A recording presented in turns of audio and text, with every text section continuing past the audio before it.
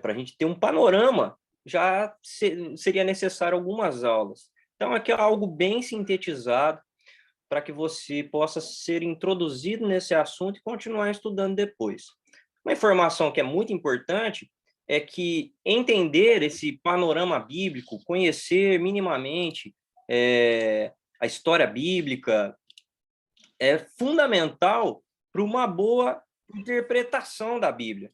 Não é possível interpretar bem a Bíblia se você não tiver um contexto histórico, um contexto da cultura da época, e entender o panorama geral do que é a palavra de Deus. Então, nós temos uma cultura da caixinha de promessas, né? Selecionar um versículo, um provérbio, um salmo, mas a Bíblia, não que isso seja errado, mas a Bíblia, o estudo da Bíblia é algo muito mais abrangente e é necessário, então, compreender bem, ou que seja minimamente uma síntese, um panorama da história da Bíblia e do povo de Deus, né? A meta nossa aqui, então, é mostrar esse panorama geral e resumir alguns períodos, né? Entender um pouco da cronologia, ou seja, a ordem em que as coisas aconteceram, que compõem a Bíblia e a história do povo de Deus, né? Identificar fatos, personagens, e poder, a partir disso, ganhando essa compreensão, também ter uma melhor interpretação das Escrituras. Muito bem? Uma longa história de Deus na Terra. Então, eu reitero o que falei há pouco, né? Não conhecer a cronologia bíblica dificulta não só a compreensão de passagens, mas também de doutrinas das Sagradas Escrituras, né? Isso porque os livros, né, a Bíblia, né, aqui eu tenho o meu exemplar aqui da Bíblia, a forma como essa Bíblia aqui foi organizada, ela não está em ordem cronológica, mas ela está dando uma preferência para livros que fazem parte do mesmo gênero, livros que fazem parte da mesma categoria. Então, essa ordem cronológica, ela não existe na organização das nossas Bíblias, da Bíblia protestante. Então, ela não tem o período histórico definido por essa cronologia, mas sim o gênero literário, o tipo de livro que contém ali. Bom, no Antigo Testamento, perdão, nós temos tipos de livros e no Novo Testamento também. Esses tipos têm um nome mais peculiar, um nome mais correto, que é gênero literário, ou seja, é o tipo de literatura, a maneira como foi escrito. E foi essa a predileção dos pais da igreja e do povo de Israel, daqueles que escreveram, os estudiosos, os amanuenses, aqueles que escreveram a Bíblia ao longo do tempo, colocaram ali, imprimiram ali a sua identidade literária, mas lembrando a vocês, conforme 2 Timóteo 3,16, toda a Bíblia é inspirada por Deus, é inerrante, é a palavra de Deus.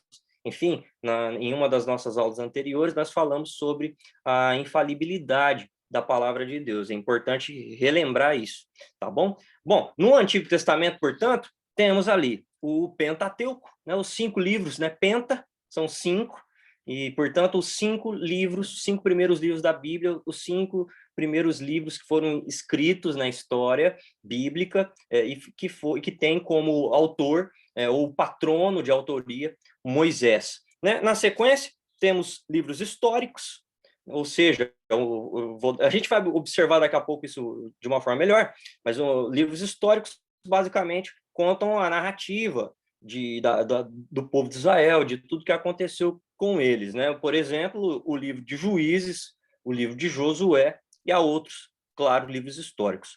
No Antigo Testamento temos, por exemplo, um livro histórico, que é o livro de Atos. Mas também temos livros poéticos. Dentre esses livros poéticos, alguns são considerados também sabedoria, né? Então, poéticos e sabedoria. E temos os livros proféticos. No Antigo Testamento, há uma divisão ali entre profetas maiores e profetas menores. é importante ressaltar nesse caso que o profeta maior não é melhor, não são os profetas melhores e os profetas menores, não é, grandeza ou inferioridade, não é isso. Foi apenas uma divisão, uma organização que foi colocada, que alguns profetas tiveram uma participação em termos históricos mais importantes do que outros, escreveram sobre assuntos que tinham um pouco mais de relevância. Claro, toda a Bíblia é relevante, não há livro menos relevante na Bíblia, mas é importante entender que essa divisão foi feita para uma compreensão melhor também das Escrituras. Já no Novo Testamento, temos os evangelhos, que são 4. Importante entender a origem desse termo, né? Evangelho, evangelion, né, no grego, significa boa notícia, boa nova. Então, os 4 evangelhos, que são muito parecidos, inclusive 3 deles são chamados de sinóticos, né, ou quase idênticos. É um termo importante para você saber, né, que o Mateus, Marcos e Lucas são os 3 evangelhos sinóticos. Já João é um evangelho diferente. João começa e termina de uma maneira diferente. Já Mateus, Marcos e Lucas seguem mais ou menos o mesmo roteiro. E ainda que exista uma diferença ou outra em relação a eles, ainda assim eles são totalmente confiáveis, é a palavra de Deus, infalível e inerrante. Também há um livro histórico, que é o livro de Atos, como já disse, e vem as epístolas. A palavra epístola é um sinônimo para cartas. Né? Só que epístola é um termo no português mais rebuscado, de um português um pouco mais arcaico também, é fato, mas que vale até hoje o termo, até pelo peso histórico e divino que carregam as epístolas, né, escritas pelo apóstolo Paulo, por Pedro, Tiago, Judas, enfim.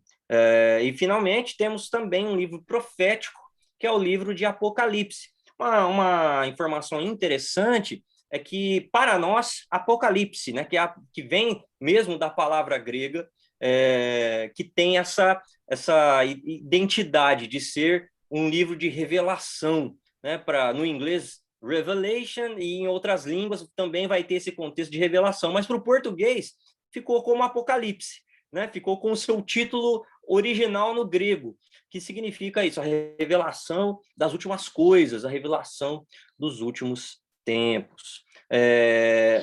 Vamos avançar aqui. Há 2 períodos aqui que nós vamos estudar um pouquinho. Primeiro, o período de composição da Bíblia, mas também o período da história de Israel, do Israel bíblico, do Israel que é narrado nas Escrituras. Né? Primeira coisa importantíssima de se entender é que a Bíblia toda, nós recebemos aqui, quando compramos, e temos um exemplar organizado em gênero literário, muito bem organizado, diga-se de passagem, toda a informação está aqui bonitinha, uma capinha e tudo mais. Só que a Bíblia nem sempre foi assim. A Bíblia foi compilada em aproximadamente 1.600 anos. Essa é a quantidade de tempo que se acredita, né, que a maioria dos estudiosos, dos teólogos, acredita que a Bíblia, isso envolve historiadores, uma série de especialistas em relação a artefatos antigos, mais modernos, enfim, eles estimam que a Bíblia foi composta ao longo de 1.600 anos, né? E que teve aproximadamente aí 40 autores. 1.500 anos antes de Cristo, a Bíblia começa a ser compilada. E ela foi compilada, obviamente, em primeiro lugar, ali no meio do povo de Israel. Né? A Bíblia hebraica, ou seja, uma boa parte dos livros do que nós conhecemos como Antigo Testamento, era chamado de Tanakh. E aí ele tinha também 3 divisões, 3 tipos literários. Né? A Torá, que é os livros escritos que tem por autoria ou patrono de autoria Moisés, e vinha Nevim e Ketuvim, né, que seriam ali livros sacerdotais e livros proféticos. Então, já existia essa divisão, e a Bíblia, então, foi sendo compilada, e depois veio um período que nós chamamos de intertestamentário, que foram escritos outros livros, né, os livros deuterocanônicos, ou tem um outro termo que se usa bastante também, principalmente na Igreja Católica, que são os livros apócrifos, né? Ou deuterocanônicos. Esses livros não entraram no canon, né? Na aula que eu trouxe para vocês a respeito da Bíblia, eu ensinei que canon, né? Que o cânon significa vara de medir, né? Significa regra. E os pais da igreja entenderam que os livros apócrifos não tinham sido inspirados por Deus. E por que eles chegaram a essa conclusão? Tem muita informação em relação a isso, mas uma delas é bem importante, porque quando eles avaliaram todo o panorama bíblico, alguns daqueles livros não se encaixavam, e a Bíblia tem toda uma sinergia pela inspiração que o Espírito Santo trouxe para ela. Então, há uma conexão perfeita, uma conexão maravilhosa dentre os enredos, dentre a história geral da Bíblia e as histórias particulares. Claro, são muitas histórias e muitas informações, mas essa é importante que você saiba. E o último período, o período de finalização, de conclusão do material bíblico, é ali por volta do ano 45 depois de Cristo, mas muito provavelmente, eu particularmente acredito mais nessa data, 100, 110 depois de Cristo, muito provavelmente com a composição do Apocalipse de João, né, o livro das Revelações.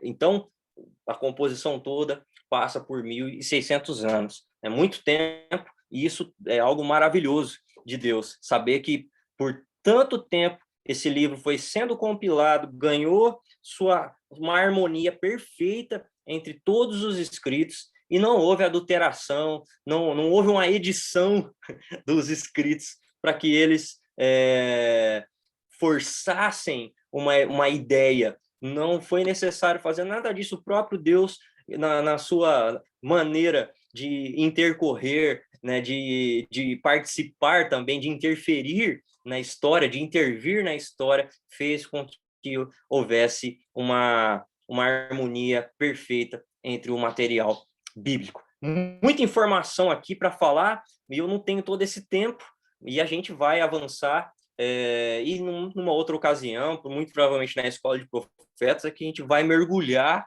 a fundo sobre tudo isso. Bom, eu quero avançar aqui com algo que vai ser muito interessante, lembrando que você vai ter acesso a esse PDF depois, e é muito bacana, que é a tabela periódica da Bíblia, né? A Bíblia, antes de mais nada, antes de eu mergulhar aqui com você nessa tabela periódica, né? Ficou bem interessante, né? A gente tem a tabela periódica química, e essa aqui é uma tabela, é uma ideia muito criativa, né? Onde eles pegam a tabela periódica química e colocam as informações da Bíblia. Eu gostei muito, portanto, trouxe também aí para compartilhar com vocês. Mas antes disso, é importante dizer para vocês que a Bíblia tem 66 livros, né? A Bíblia protestante, a Bíblia que nós reconhecemos como palavra de Deus, tem 66 livros, sendo 39 deles no Antigo Testamento e 27 no Novo Testamento.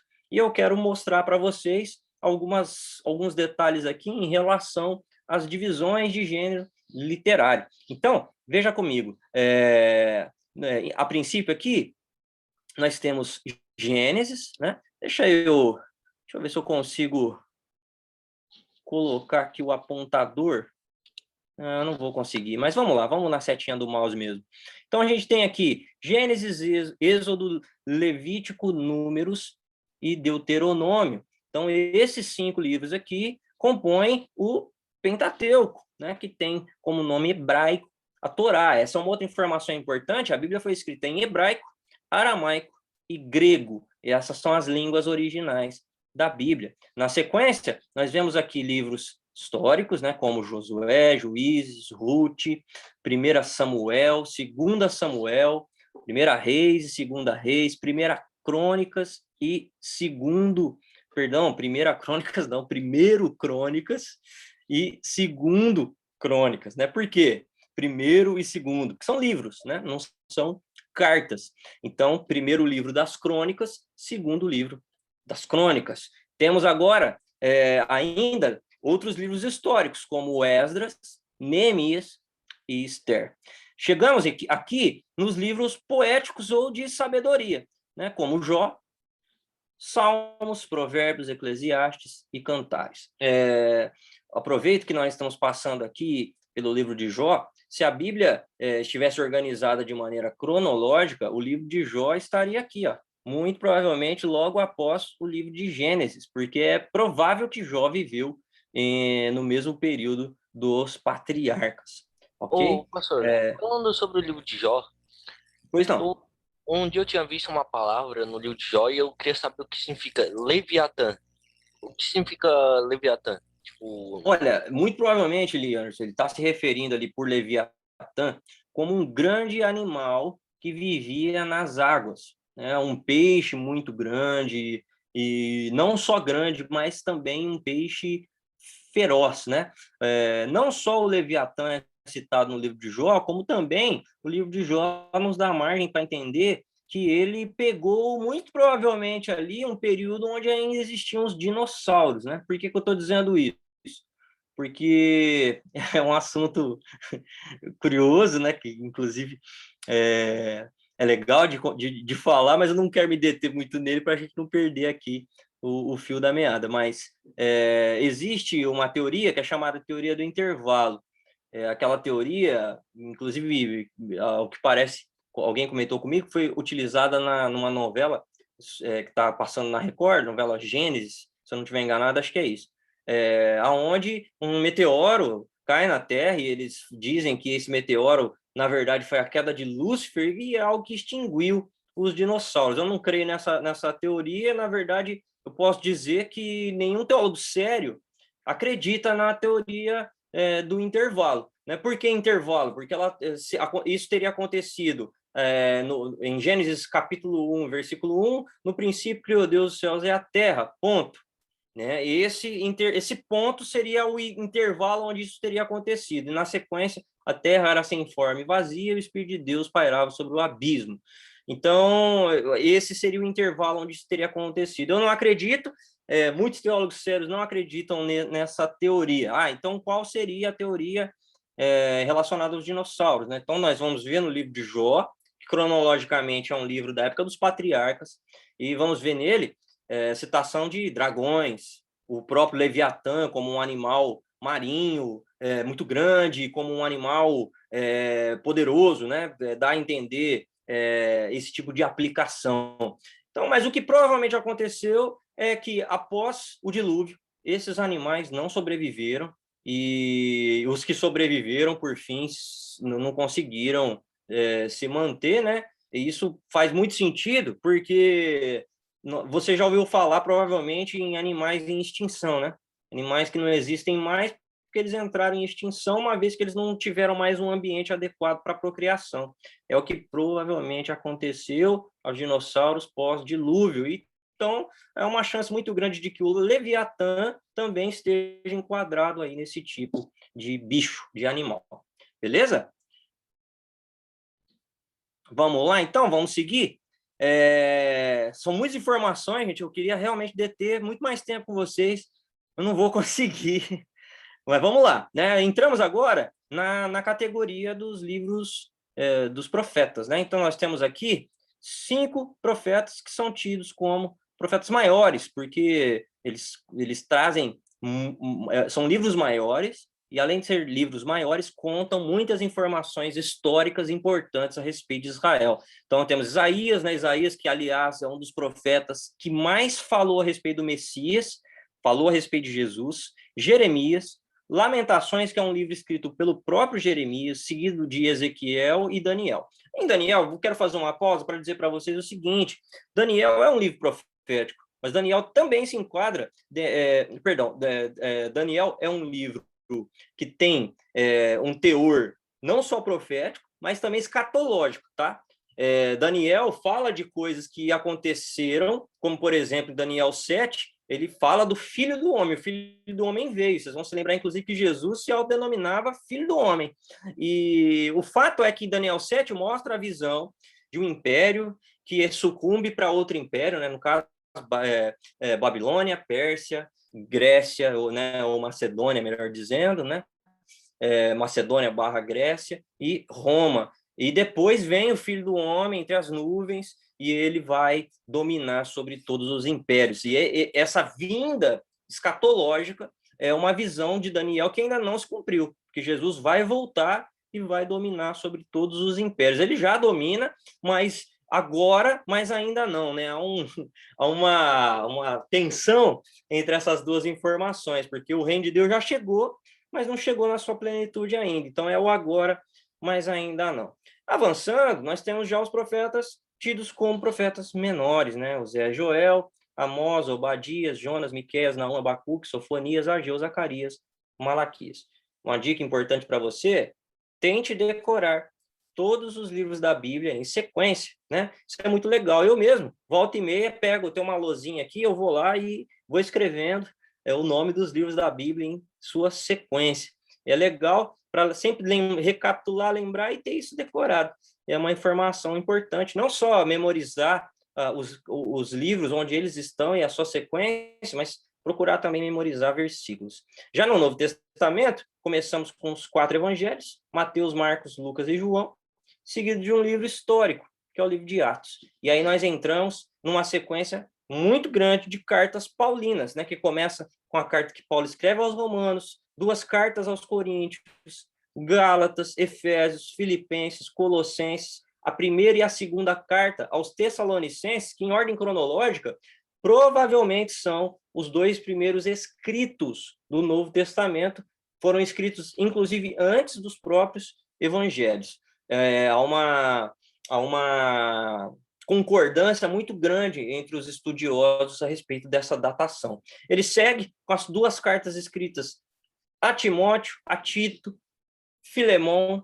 Hebreus é uma carta que não tem autoria cravada, não se sabe exatamente quem é o autor da carta aos Hebreus, muito embora vários deles digam que foi Paulo, mas não há um consenso total a respeito disso. E aí temos a carta do apóstolo Tiago, Pedro, apóstolo Pedro, primeira e a segunda carta, depois temos aqui as 3 cartas joaninas, seguida da carta de Judas e um livro agora profético pelo seu teor escatológico, que é Apocalipse, também escrito por João. É um livro que se enquadra no gênero literário profecia.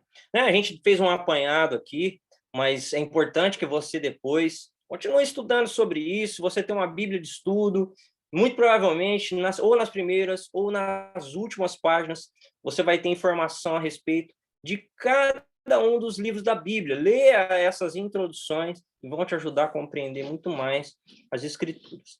Tá bom?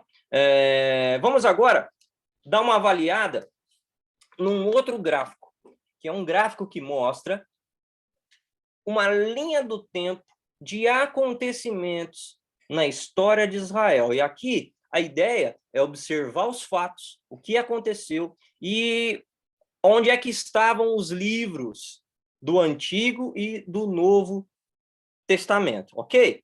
Bom, esse gráfico está em inglês, eu não consegui encontrar um gráfico em português e eu também não tive tempo para tentar fazer um novo gráfico, uma arte um pouco complicada, pelo menos para mim, eu não consegui compilar esses dados aqui num gráfico em português, mas não vai ser difícil de compreender, não. Beleza, gente? Então, olha só. Tudo começa nesse quadro verde, aqui um verde mais claro, né? Que é a criação. Nesse período aqui, que está lá em Gênesis, nós temos os relatos de Adão e Eva vivendo no jardim, mas também temos relatos da criação de todas as coisas, dos animais, né? Então, é um relato do início de todas as coisas, né? Do Berit, né? Que no hebraico é o nome original do livro de Gênesis, significa início, né? Gênesis, que também é uma palavra grega, mas o título desse livro da Torá é Berit. E aí a gente tem, já num verde um pouco mais escuro aqui, a queda. Né? A queda que também é narrada em Gênesis, não só a queda, mas temos a história do primeiro assassinato de que se tem relato, Caim e Abel, dois irmãos, e temos aqui o dilúvio, né? O dilúvio que também foi um período importante, porque pela primeira vez ali houve uma nova aliança entre Deus e a humanidade através da família de Noé. Mas vemos também que houve, nesse mesmo período aqui, também lá em Gênesis, a Torre de Babel. Então, temos alguns fatos aqui importantes, né? E entramos ainda em Gênesis na era dos patriarcas. O primeiro deles, que é Abraão, né, que saiu com seu pai, com seu sobrinho, de Ur dos Caldeus, e foi em direção a uma nova terra que Deus mostrou a ele. E nós vemos a sua descendência a partir de então, né? Abraão, que teve seu filho Isaque, filho da promessa, e Isaque, que teve seu filho Jacó. E Jacó, que teve 12 filhos, nós sabemos que esses 12 filhos dão composição às 12 tribos de Israel, mas que de todos esses 12 filhos, José foi uma figura muito importante, porque ele vira governador do Egito. E aí a gente tem praticamente o fim do livro de Gênesis. Olha como o livro de Gênesis ocupa uma boa parte da história, da saga de Israel, né? Do chamado de Deus, na verdade, da origem da humanidade de todas as coisas, ao chamado que Deus faz a Abraão. Bom, avançando, nós começamos a ver agora um pouco mais um reino parcial sendo estabelecido. Por quê? Porque nessa parte aqui, eu já não consigo mais identificar essas cores aqui, eu vou chamar isso aqui de um azul, vai.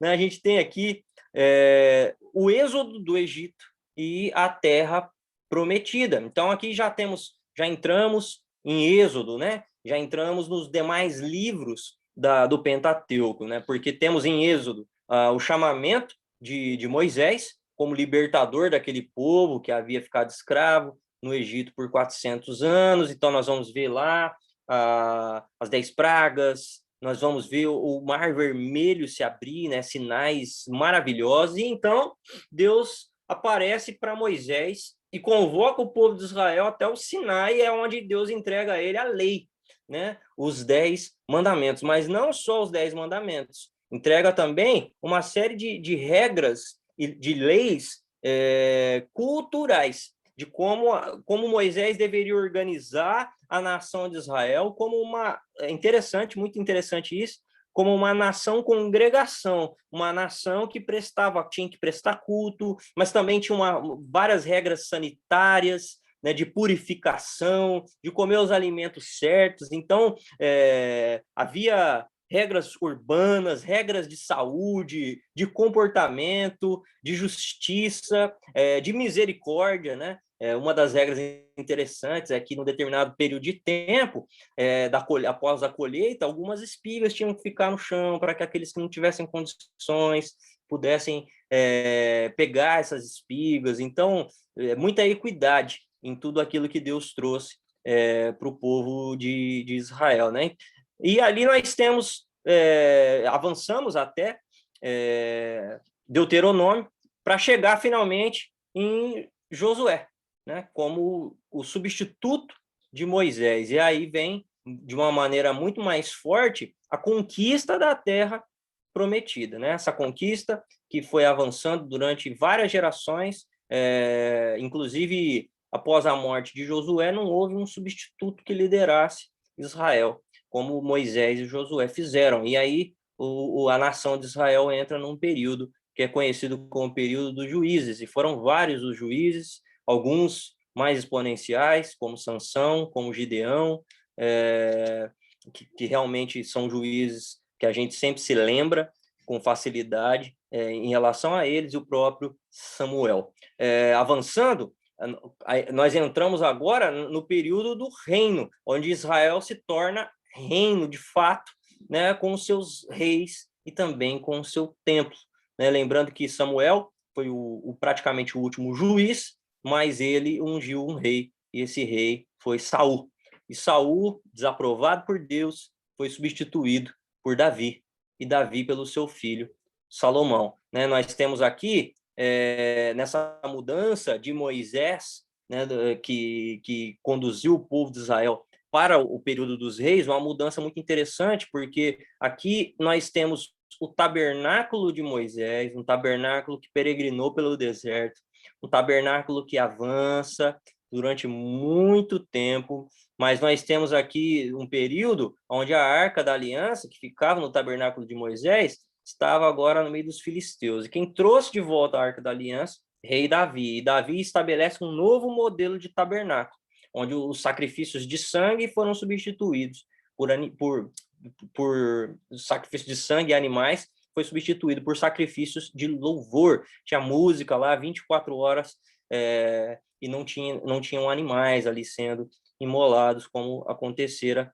no tabernáculo de Moisés. Na sequência, nós vemos o filho de Davi, Salomão, concretizando um sonho do pai, que era construir a Deus uma casa. Claro que Deus não habita em templos feitos por mãos humanas, por mãos de homens, mas Deus aprovou a intenção do coração de Davi, e Salomão construiu, então, o tabernáculo. E o tabernáculo é uma figura muito importante até hoje para o povo, para os judeus, né? Aqui nós entendemos que estamos falando de um panorama do povo de Deus, né? E o Israel, principalmente nos primórdios, é esse povo.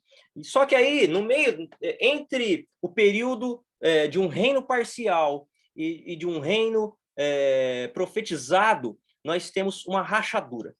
Por quê? Davi, ele conquistou, basicamente, uma boa parte da terra que Deus prometeu para o povo de Israel nos tempos de Moisés. Quem conquistou uma boa parte dela foi Davi. Foi uma conquista muito grande. Por isso que Davi foi, não só por isso, mas também por isso, Davi, considerado o maior rei de Israel, uma figura emblemática, fabulosa e muito importante por tudo que ele representa e principalmente por apontar para o Cristo.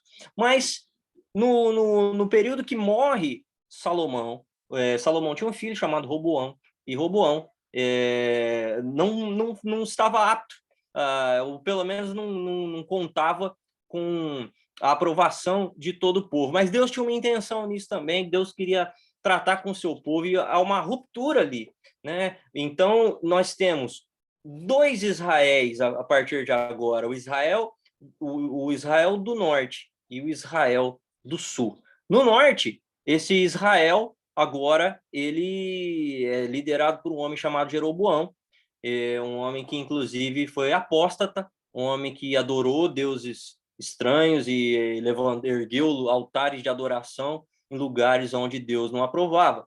E no sul, em Judá, Roboão.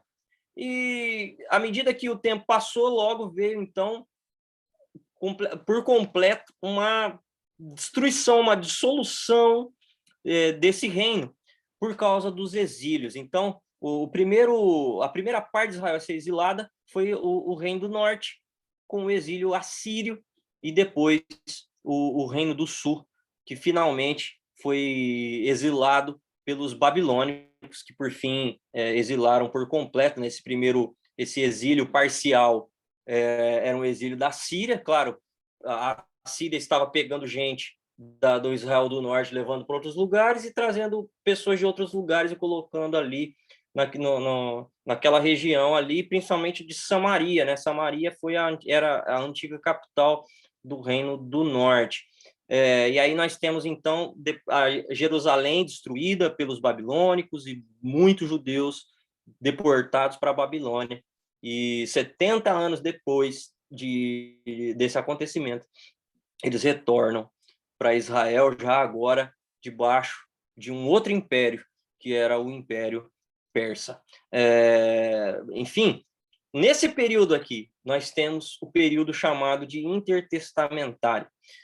E por que eu prefiro chamar de intertestamentário e não chamar, como muita gente chama, de os 400 anos de silêncio? Porque eu entendo que nesses 400 anos não houve silêncio, muito pelo contrário, aconteceu muita coisa, historicamente, e Deus continuou falando aos seus homens. Fato é que, nesse período, nada do que foi composto em termos de literatura entrou para o canone bíblico. Então, por isso, esse termo, os 400 anos de silêncio. mas eu prefiro chamá-lo, assim como muitos, de período intertestamentário, porque não houve silêncio, pelo contrário, muita coisa aconteceu. Mas nós entramos aqui agora no momento em que os evangelhos contam, narram os acontecimentos, não é? Do nascimento de Jesus, sua morte e sua ressurreição. É o reino de Deus que chegou no povo, no meio do seu povo, no meio de nós, né? E ainda no Novo Testamento, temos aqui a parte histórica que é narrada em Atos, né? Que é o Pentecostes, como o ápice desse momento, e a proclamação do evangelho através dos apóstolos, e também ali as cartas de Paulo foram escritas nesse período. E fechamos essa linha do tempo com um período da nova criação, que é exatamente o período que ainda não chegou. Né? Note que da coluna cor-de-rosa para a coluna amarela, há um hiato. E é nesse hiato que nós estamos. Né? Nós estamos exatamente nessa linha, porque espero que esse período em tom amarelo aqui chegue nos nossos dias, né? Que o Senhor volte para buscar a sua igreja e as últimas coisas aconteçam. Nós aguardamos esse período, nós aguardamos esse momento. Bom, é uma linha do tempo que tem muita informação, eu não tenho a ideia, a ideia não é bem a palavra certa, mas eu não tenho a presunção de tentar resumir assim, por isso que nós falamos de uma síntese, né? Porque tem muita informação, eu realmente preciso me conter para não falar tudo o que eu gostaria. Mas eu continuei aqui, colocando mais outros dois quadros aqui, que depois vocês verão. Um detalhe interessante é que eu achei esses quadros num site, inclusive, de um adventista. Mas fiquem tranquilos, não tem nenhuma informação aqui que esteja que contenha heresias, fiquem em paz com relação a isso. Mas aqui a gente tem um pouquinho de cada um dos relatos que eu mencionei para vocês lá atrás, né? O relato da criação, Adão e Eva, queda, Noé e o dilúvio, Babel, Abraão, José Egito, Moisés e o êxodo, a lei, o tabernáculo, a peregrinação, terra prometida, período dos juízes, o reinado de Saul, de Davi, de Salomão, com a construção do templo, aí vem o reino dividido, a queda de Samaria, né? Primeiro pela Assíria, o exílio assírio, então vem a queda de Jerusalém pelos babilônicos e o exílio babilônico, 70 anos depois, o retorno do exílio. A reconstrução do templo, né, período ali que é narrado por Neemias, por Esdras, período muito importante ali nos livros históricos do Antigo Testamento, numa parte deles, né? Pois aqui já entramos no período do Novo Testamento, nascimento e vida de Jesus, sua morte, sua ressurreição, sua ascensão, e aqui nós entramos em Atos, que tem o Pentecostes, a grande comissão, e aí vemos uma boa parte de Atos falando sobre o apóstolo Paulo espalhando o evangelho, plantando igrejas, os outros apóstolos também, e nós estamos aqui nesse X, ó, né, nos dias atuais, né, aguardando o retorno de Jesus para buscar a sua igreja, dar um fim ao mal, o julgamento final, né, de toda a humanidade, onde toda a humanidade é julgada por Deus, e a nova criação, um novo céu e uma nova terra, do qual eu tenho muita expectativa. Ok, gente? Bom, esse é o nosso último slide. Você está acostumado a sempre ver que o último slide é o slide das atividades, né? Mas dessa vez nós não vamos ter a atividade, nós vamos ter a segunda aula, e a atividade da segunda e última aula desse nosso módulo de rudimentos vai ter informações para você preencher sobre a aula 1 e a aula 2, onde nós vamos dar uma sequência um pouco maior aí sobre o panorama, a síntese do panorama bíblico e do povo de Israel, do povo de Deus, né? O povo de Deus que agora somos nós, né? O Israel, não é por um período, só o Israel por um período, e agora